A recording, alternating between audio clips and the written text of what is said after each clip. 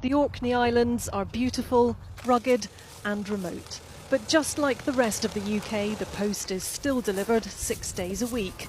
Except now for the outer islands of Hoy and Graemsay, it will be arriving by air, with the Royal Mail's first drone delivery service bringing letters and small parcels a day earlier than by ferry. Orkney was at the forefront of getting airmail nearly 90 years ago, and there'll always be people wondering about why have we got to change things. And we've got a good ferry service with the mail to Graemsay and Hoy already. It's not that there's a bad service, but this has got the potential to change the way we deliver that service and make it a little bit greener going forward and make it possibly more reliable. The islands are just a short hop from Orkney's mainland, but letters and parcels headed for Hoy and Graemsay used to rely on the passenger ferry.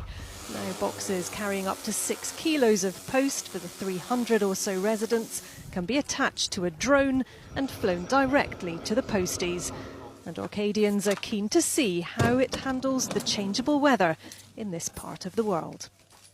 It looks to be a fairly good setup, but we're on we're on the first day of August and it's nice weather.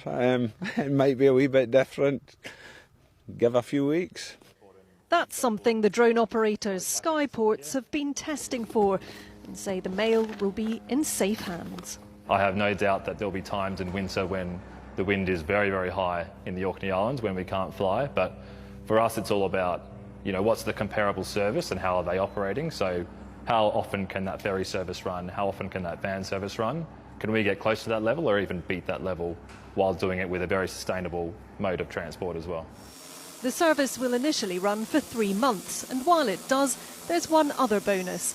Every Friday night, the drone operators will be flying fish and chips to the islands. Now that's what you call a special delivery.